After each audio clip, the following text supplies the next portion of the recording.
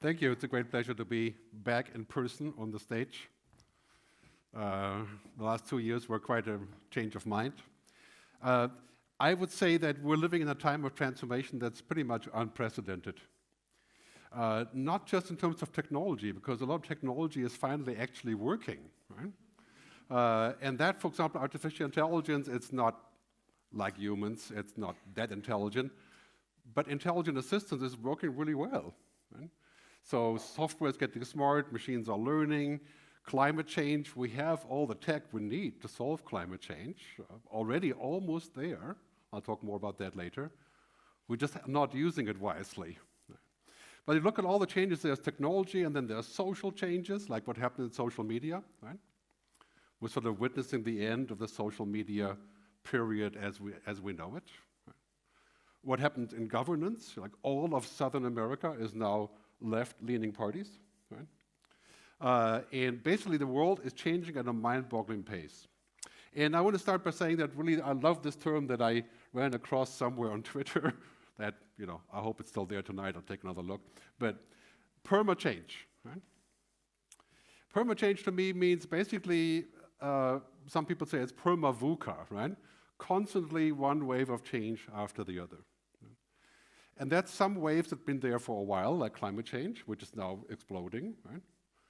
Like 3D printing, which has been there for 30 years, finally exploding, right? And there's 11 game changers I've looked at in my last couple of years. I collected a little bit more on those. I will send the slide around later. You can take a good look. But basically, intelligent machines, quantum computing, voice translation, the blockchain, of course, 3D printing, genetic engineering. Yeah, I could add a few more on that, right? So basically, when you look at this thing, well, all these things used to be there for a while, but they're finally actually working. Right? At least now they're promising to work a lot more than before, and so we're moving into like smart cities, right? Where we can save 50, 60% of energy costs, and we can prevent pollution, and we can do all of these things that were unthinkable before. The Saudis are building a city called Neom, right? Well, they want to build the city called Neom. And it's quite interesting, the whole debate around this, right? Kind of like a mock-up like this, everything automated, of course, carbon neutral and so on. But basically, that's going to be absolutely everywhere. And as we're going there, we're seeing those 4 waves being amplified, right? The first one, of course, COVID and other pandemics. To that, I would say we're probably not prepared enough for other pandemics, right? Looking at what we have supposedly learned. The recession, which in my view will not last very long, but it's still quite scary, especially here in the UK. Right? I live in Switzerland where it's, it's kind of safe of those things for the time being, right? And climate change, right? This wave has been there for a long time. This is the #1 wave now. Basically, after Ukraine-Russia kind of wraps up in some way or the other, I would say carefully in the next 6 months, I expect, then this is going to be the dominant topic, right? Especially after the failure of COP27, that last climate conference, which didn't really produce anything tangible except for the North-South payments. The last big wave is singularity, machines becoming as smart as humans. Ray Kurzweil says, the futurist is 2050. I think it's probably going to be earlier. Machines that can, in theory, simulate what it means to be human. Artificial general intelligence. So far, we're very far away from this. Right? Like right now, self-driving cars don't really make it. Right? You can go to Palo Alto and you can ride in a Waymo, right? But I always say a 5-year-old kid could drive in Palo Alto in the suburbs. That's what the machine does. But take the self-driving car on the German Autobahn, right? You are in deep trouble.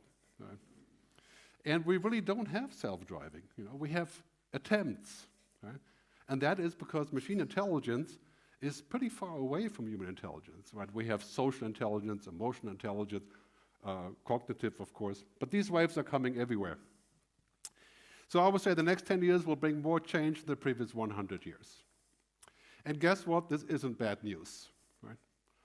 Of course, it's bad news what we had to do during COVID, but in the COVID crisis, we invented a new kind of way of looking at disease with mRNA, which in theory may be applicable to diabetes, even possibly to cancer. Right? Yes, many other bad things happened. 22 million people died, right? But all of these things have side effects that are helping us to reinvent. I believe the scariest one is really the last one. Climate change, it's painful, it's going to cost a lot of money, but it will also produce a lot of money. I think we can solve it, right? The last one is much more complex, but I'll touch a little bit on this. I made a movie recently called Twice Upon a Time, just came out 10 days ago, where I talk about what is the worst case for 2030, and what is the best case, and the worst case. Because basically both things could happen. I made another film last year called The Good Future, which talks about exactly the good scenario. But basically those things can happen together in a kind of strange way. So in this film that was shot in Lanzarote, you may know, Canary Islands, I talk about what it would take to make a good future and what good is. Right? What is a good future is obviously different for some people. Right? And I speak about basically what it would take. And I was reminded of the American futurist Barbara Hubbard, who said, as we see the future, so we act, and as we act, so we become. In other words, if we have a negative view of the future, we tend to expect bad things, right? And then we fulfill them. Right? And it's interesting to see, for example, in the UK, there's a different approach to the future than we have in Switzerland or Germany. Right? In Germany, we are perfectionists. We don't want the future unless it's perfect, right? But the entrepreneurship that we see here, of course, in the US is really quite different. But we're heading to a wave of paradigm shifts. I can't explain all of them, but I will send you a PDF later. Suffice to say, when they all come together, it's basically super transformation time. I'll highlight a couple of them, but these are two basically extremely powerful, amplifying each other. I'm going to zoom in on just a few of them. The first one is really we're going from economic worries to climate worries. Okay. So the fact that we always talk about economics and GDP and growth and jobs and money and stock markets, right? That's kind of coming to an end because now that's still important, but this has become the number one topic. Why does it matter to live in a world and have more money when there's no world to begin with in 20 years? Right? If you have kids, you worry about that. Right? And that's kind of what we're looking at. So the emergency is now, you can feel it everywhere, and we're moving from carbon to clean in the next 10 years. No matter what all the resistance is, of course, to doing that, right, because there's a lot of sunk assets there, right? The movement has happened very quickly. The second one is our culture is changing. People like me and Gen Y and boomers, Gen X and boomers, are moving out of the picture in terms of running the show, right? Especially in countries like Russia and also other countries, and the millennials are coming. Okay. They were kind of squashed in the COVID 2 years. I couldn't really do anything, but now they're coming back. Basically, you see this already happening in the next 5 years. Younger generations will take over politics, decision-making, company, money. Because they're going to inherit lots of money, especially in Asia, and the wealth transfer. Right? And the last one is that work is going from physical to digital. We're still going to get together, obviously, and work in offices, right? But the digital work option is exploding, right? Especially, essentially, in those countries where you don't have the other options as easily. Right? That's going to change our society, our cities, probably to the best of it, but the overriding concept is still this idea of saying, what kind of purpose do I have? Right? This is especially important for the millennials. I have one son, he's 33, right? And he will not work for any company that doesn't show purpose. Right? And that's becoming so true, actually expanding into all the way up to the late 30s, yeah, in terms of age. So that kind of reminds me of this, right? 1968, when I was 7. I wasn't there, obviously, but I do like bullets, I have to say. 1968 was the last time we had this dramatic cut in society. Different rules, different ideas, right? Music, sexual revolution, change of politics, the Vietnam War, all of those changes, the civil rights movement. Right? That was a giant booster year, and the world was different afterwards. And I think we're very much in the same situation now. 2023 could be a year like 1968. If it wasn't for this, I'm sure you're familiar with this, a lot of people are like, oh my God, the world is ending, right? Dictators, nuclear threats, right? Failed negotiations, hunger, food, right? Energy crisis, long list. Right? This is what kids are saying. Right? I used to be afraid of Halloween. Now I'm afraid of long list. Right? Freezing, hailstones, drowning, burning animals, people stuff. Long list, right? And this is what they're doing right here in London, right? Mind you don't have to be surprised from the frustration that you see with Extinction Rebellion or groups like this, right? Why this is happening, right? When you're looking at, basically every time we have a major climate meeting in the court, the numbers go up on CO2, right? Every time, they never go down. And if you look at the curve, we have 15 agreements and going up like this. Okay? So looking at this, a lot of people are saying, well, this is the future, right? Because it kind of seems when we look at things that this is the obvious scenario. And then Greta is saying, our politicians will not come to rescue us. Basically, they're useless. Right? That's what you said before going to COP. So we have this kind of choice in media between dystopia, which is basically all of Hollywood, Nollywood, Bollywood, Netflix, Wood, whatever. Most of the things about the future are dystopia. Black Mirror, right? All of those shows that we're looking at basically are about this, things are going to end badly. And then there's utopia. The bad thing about utopia is it doesn't happen, ever. Right? The only film that managed to make a good bridge is Star Trek, right? Right? Because it was the only, it wasn't dystopian, it was kind of weird utopian. But here's a new word, right? That is the decision making between the good or bad. It's called protopia. It's from Kevin Kelly, the co-founder of Wired. And he says, protopia is a good word because we are going stepwise into a better future. We're not leaping, we're crawling, right? But it's kind of realistic. Utopia isn't realistic. We're not going to live in nirvana, right? We don't want dystopia. So Kevin says, basically, we should be optimistic not because our problems are smaller. They're not. Right? In some ways, maybe they are, over to all terms, but he says because we have more capacity to solve the problem. And that's a very good viewpoint I want you to hold on to. I'll give you some proof, right? Technological innovation, last 10 years, robotics, blockchain, genome sequence and energy storage. We're going to see cars that can go for 2,000 miles, right? 2,000 miles in one battery charge. That's already up around 600 if you drive like a snail, right? But in theory, right, look at all this multi-trillion-dollar innovation platforms.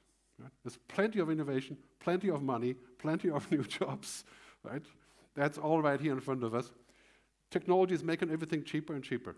Right? Solar cells are down 96% in cost. Batteries are falling. Right? Electric cars are declining in costs. Genome analysis, right? Very soon, all of us can have their genomes done and compared and be alerted of potential risk and health issues and cancer, of course, primarily. If we were able to trust the cloud, where it resides. Nuclear fusion, right? I mean, this is like basically saying nuclear fusion is the opposite of fission. So there's no substances after the process. And trillions are being invested in reinventing our energy space. ETA, roughly 10 years. Unlimited energy. Together with solar and renewable resources, of course. So when we go down this direction, this is the best one, actually. The next 100 unicorns, billion-dollar companies, will all be in climate technology. This is all happening right now. It's basically the biggest change that we're seeing right now. All the money is going into climate tech. Just like all the money used to go into cloud, right, and transformation. And of course, there's a lot of overlap here, right?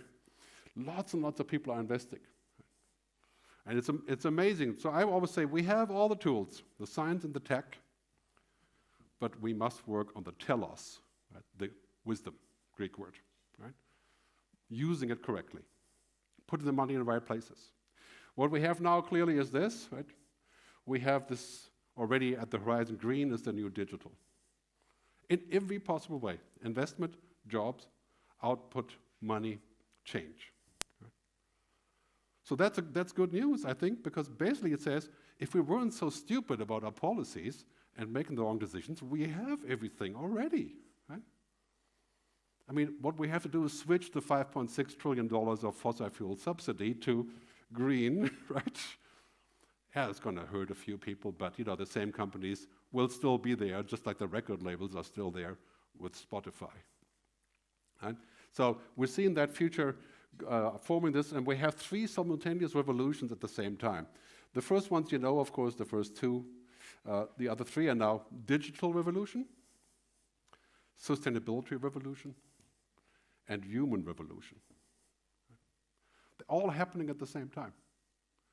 Consider yourself lucky, because the human revolution, for example, says it's still important that we are human. Right? And this is what's happening right now when we look at social media now and Facebook and the whole discussion about humans actually still matter. Right? There's still quite a few things that humans can only do that machines don't do. And then, of course, we also have a second human revolution with genome editing, right, where we can actually change, potentially, who we are. That's a scary thought right there. Right? But they're all happening at the same time. So let me talk about technology first. The digital revolution, I'll show you a short video to start that topic. Hey boats, slow down. Slowing down. Anchor down. Anchor down. And stop. And Fan. peel shrimps. Peeling shrimps. Rotating for maximum sun.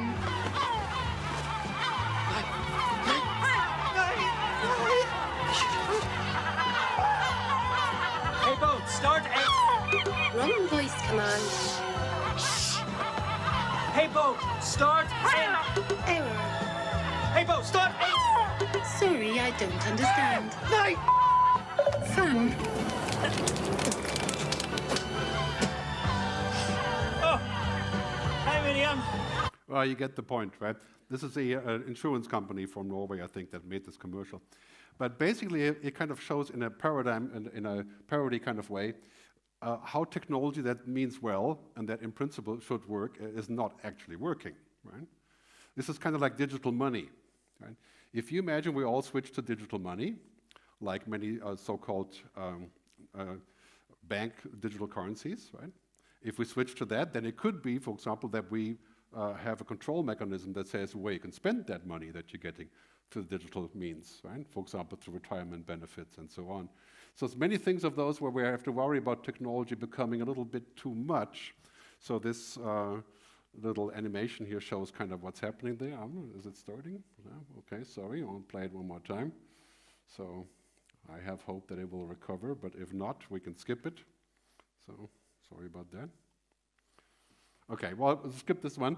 Basically, when we look at past of our history, we already have this kind of technology, super technology that we saw in films like Minority Report. And now we're seeing the virtual reality hologram that Facebook is promising, Facebook Horizons, right? And of course, we have this. Let's take a closer look. What part of the solar system are we talking about? Saturn. If you were taking astrophysics, you could What I love about these movies is that they have always the jingle-jangle music in the background, which makes you immediately suspicious that they're lying, right? I think. But talking about lying, hello, Mark. Mark is, of course, the chief metaverse guy, right? And this is why Facebook is tanking, or Meta is tanking. But he said the other day, the metaverse is about a time when immersive digital worlds become the primary way we live our lives. Wow, I'm saying most people wouldn't really agree with that, right? You know, maybe that's his vision to get everybody into his kingdom. But ultimately, of course, the metaverse is this kind of thing where we have to say, well, that's great, but technology alone won't save us. I think it's a great place to go to if your life is boring, you live in a 7-square-foot apartment, you can escape to the metaverse, right? Sounds very plausible, like most gamers know what I'm talking about, right? But really the problem with technology is this, right? Technology is getting more powerful, but it doesn't know the first thing about what it means to be human, right? Technology, algorithms understand the logic of everything, but the feeling of nothing. That's kind of a problem, right? If I told an AI, take care of climate change in the most efficient and fastest way you could, it would kill all humans, right? It would make perfect sense, right? It's logic. We are the problem, so kill everybody. So, but of course, this is the problem with technology, right? We have to govern it, we have to make it ethical, we have to understand it. Right? So we're ending up in a place like this, where we can safely say, societies are kind of driven by technology, but defined by our ethics, by our values. This is why I'm happy to be here tonight. This company is a B Corp, so there should be some ethics and values forthcoming, already integrated there. Right? Ethics is knowing the difference between what you have the right to do, or the power, and what is the right thing to do. Somebody sent Mark a telegram about this thing. Right? I mean, this is a huge problem now, right? Because a lot of technology companies have kind of lost track of this idea, what is the right thing to do? Right?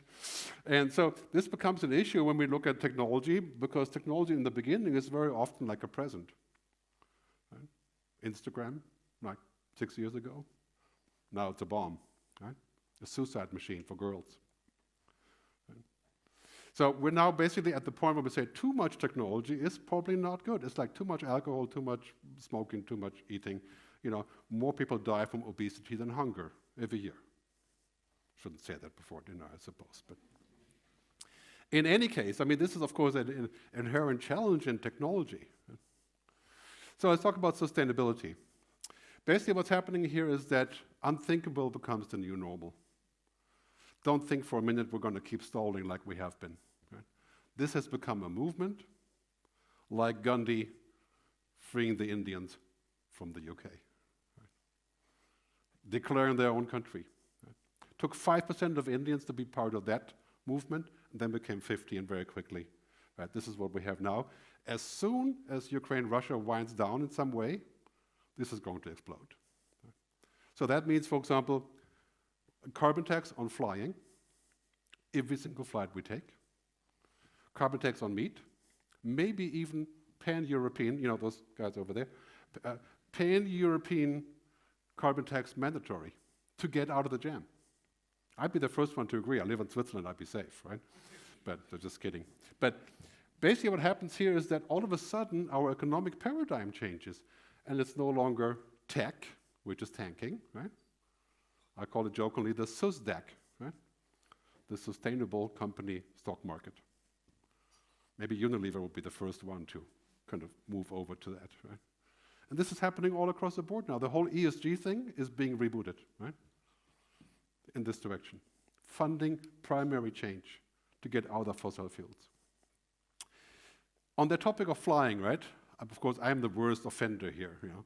I do 100 speaking gigs a year. I go to Beijing for a day, right? I'm not a shining example. I used to, you know, COVID has changed that. But we all know, of course, flying is the worst way to go, especially local distances, you know, compared to the train. The top 2% of frequent flyers cause 40% of all airline travel-related emissions. I'm in the top 0.2%. So my personal contribution, I mean, I offset everything I do, but hey, still a problem, right? So basically, the richest people do the most damage, as you can see here in this chart. All of us, of course, we are in this bracket here, high income or medium income. We produce most of the CO2 that is being put out. And the travel business, airlines, roughly 3% of global pollution, CO2, comes from flying. Doesn't sound like much, but it's quite considerable. So now, this is coming up, right? First proposals for mandatory flying carbon tax for frequent flyers. So if you're Lufthansa Horn Circle like I am, right, you'd be here. Here. Right? You start at like 5 quid and go all the way up to hundreds of quid per flight in economy. So these proposals are circulating already. Right? How much money could we raise and how could we solve the problem? Right? What's happening is a great example. Right? We're going from our activities being ecosystems, right?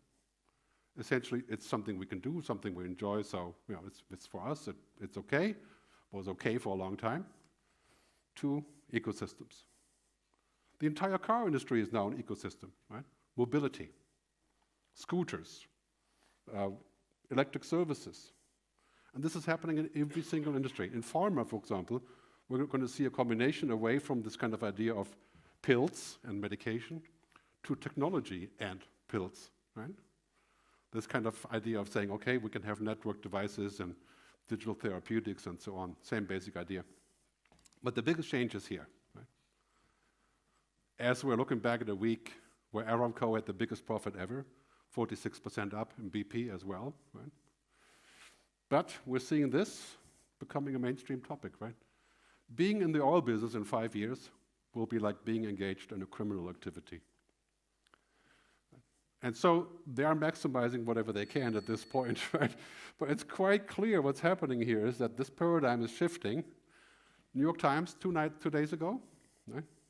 Huge article about how Saudi Arabia has actually tried or has influenced the COP27 talks. Here's a sample, right?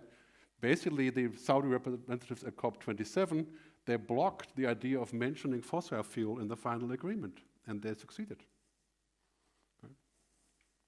So an interesting scenario for a country, for example, that does a lot actually for green energy and to change, right? But this is the reality of what happened there. So now we're looking at a situation where that's really coming to a conclusion.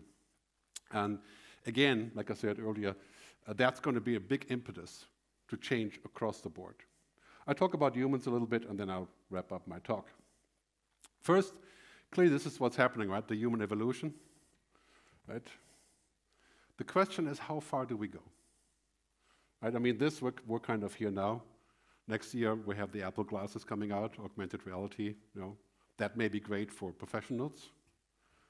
But do we really want to connect our brain to the internet, as Elon Musk has been? The neural lace, right? It's not a joke, actually. He's working very seriously on this. And in fact, there's one company in California that's working on an external birthing machine. If you're a woman, you have to take a look at this, right? It's called the exogenesis. You're not pregnant yourself, you have a machine right? That's basically what this is. Transhumanism, singularity.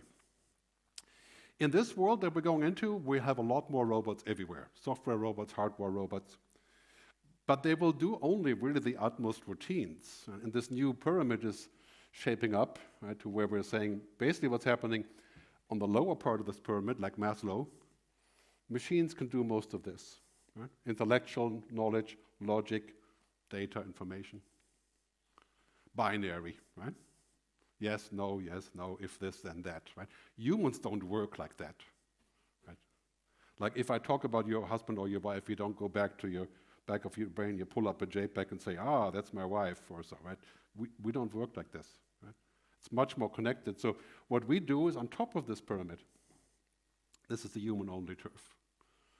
And that's really what makes us successful. This is very difficult, if not impossible. Tacit knowledge for machines, understanding, wisdom, purpose, consciousness, sentience. And why would we want a machine to be sentient, right? Makes no sense. We want the machine just to do the job, right? To be competent. That would be enough. That already would be a very big accomplishment if we can do that. So that's also what's happening in education. The main thing about artificial intelligence is exactly this question. Right? We can use it for all the other stuff, intelligent assistance, maybe a little bit of smarter machines, but what we don't want is this, right? We don't want a machine that's artificially general intelligent, like a human. Because that machine would have an IQ of 1 billion. Right? It would have already figured out the next 200 years ahead of time when we try to unplug it. Right? I mean, basically unstoppable, right? So you're going to see a moratorium on artificial intelligence in the next 10 years that will sort of cut here, right? To say we can have all the practical stuff, the smart software, but this part, right? And Elon Musk keeps warning about that too, but of course he warns about 100 things every day. So, summary and action items. First, let's accept this, right? Business as usual is dead or dying. And that is good news. Business as usual has many times included sort of extraction of things, whether it's minerals and those kind of things, and oil and gas, or people, right? I mean, Facebook is in the people extraction business, basically, right? Taking out data. And now this is freeing us up to do new things. That's why I always say, basically what's happening now is that the future is better than we think. Because now it's a reset point, right? Now we have a reason to change. Now we have the tech to change. As you could see in Cairo or in Sharm el-Sheikh, it's not all that stuff that's missing. It's a way to get together and say, okay, let's get real and do something. It's like going to therapy, right? Same thing. But if you're not willing to get real, that's not going to go anywhere, right? So I always say what's happening today is that the doors aren't closing on humanity. It kind of feels that way sometimes when we look at, you know, if you watch news or read social media, right? The doors are opening. Right? Basically what we see now is a giant reset based on those three paradigms. Many new jobs, many new possibilities of investing, a complete reset of our frame of mind. And that is exactly why it's so difficult. Right? I was in the music business, and I was involved in the first attempt to put music online legally in the late 90s. And the record label said to us, you know, we don't want the internet, we don't want you mingling with our supply chain or with our distribution. Basically, we hate you, right? And they stood in the way of digital music for about 15 years until Spotify. Spotify gave them most of the company in return, which is why they agreed, right? But we have to learn from this. We have to learn that there are new doors opening. And they don't mean that we can't make money or that it's going to be a degrowth society, right? We're not going to a degrowth society, but we're going to grow circularly, right? Sustainably. That's completely different. Degrowth is difficult for humans. You know, we have kids, we travel, we make a mess, you know, we put out CO2. So degrowth is kind of hard for us. It would mean that we basically have to stop being human, right? That wouldn't be good. So what's happening here, quite simply, is that this brings me to the future mindset, right? We need to understand what goes on. As many people have said before me, futurists, your mindset contains your future. If your mind is narrow, your future is narrow. Right? And this is so important today because the future isn't in 20 years like it was when I got started 20 years ago. The future was far away. It was science fiction. Couldn't even download a song on the internet, right? Much less the mobile phone. Right? And now the future is here. So the thing is, we think about the future as being somewhat out there, but every time you go somewhere, you realize all of a sudden, you see a doctor that's using an AI to scan your skin, right? And look for melanoma. This is happening right now, today. Right? So very important to understand how this works. You know, you can buy these on Amazon, they're the future ears. I'm just kidding.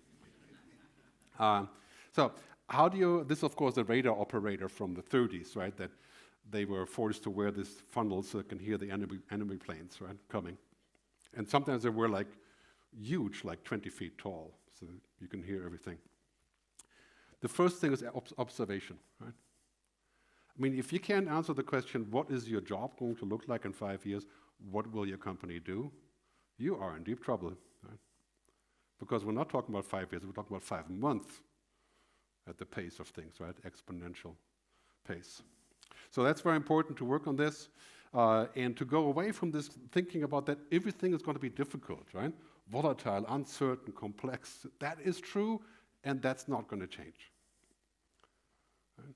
We better become comfortable with being uncomfortable. That's just the way things are for the next decade or two. What we need to do is to flip the VUCA, right? Velocity is a good British word, right? Unorthodoxy. I always think of Richard Branson when I think about that. Right? Just say, you know, I think it's going to work, so just do it. Right? We don't have that in Germany, unorthodoxy. Co-creation, right? Working with others, not competition. Right? American word, love this awesomeness. Right? We don't have that in German either. Right? There's a reason for that, I suppose. Right? But anyway, to flip this around, this is crucial now. Right? Because it's no longer about efficiency and getting the job done and maximizing revenues and optimization and all that stuff, right? It's about resilience, right? Agility, pivoting. Something that happens all the time in this country, right? This is, of course, what the UK has as a leg up compared to other cultures around us, right? Completely different in Switzerland. We don't do that in Switzerland, right? We don't pivot, right? We continue. Right? So this is very important, to adopt this mindset. Okay, how do you do that? It's basically 1 hour per day spent in the future. And I'm not talking about watching Netflix, okay? I'm talking about reading books, talking to interesting people, educating yourself on what's coming. The thing about the future, it's not about prediction, it's about observation, right? Foresight. If you're going 20 miles per hour to the city, you can probably let the automatic pilot drive. Like in a traffic jam in LA, the Tesla can take over. But if you're going 200 miles an hour on the freeway, you need more foresight, right? You have to look way ahead. And this is what's happening now. We're going faster and faster. We're still looking in the mirror and saying, oh my God, look at this. Right? So 1 hour a day, Bill Gates says 45 minutes spent in the future, and then come back to today. Right? This is crucial. Here's some books I've been reading. I put the list on my website. Here's my little book also, Technology vs. Humanity. Most important book right now is this one. Kim Stanley Robinson, the leading science fiction writer today. It's called The Ministry for the Future. And it takes place in 2030, it's science fiction, but it is so close to what we have today, it's very eerie, right? It's like 3 years ago, he wrote the book. It takes place in Zurich by accident. But this is the book to read to be prepared, right? So what happens when you have the future mindset is that you become ready for anything. Because say, I heard this before, I have some information I can apply here, I can be flexible, right? And that is the crucial thing to do. So to wrap up, the good future isn't about predicting it, right? It's to architect it, to build it. Buckminster Fuller, famous futurist designer, a Canadian, I think, and UK heritage. We are to be architects of the future, not its victims. Right? And I think it's time that we apply this principle to everything that we do. Thanks very much for listening.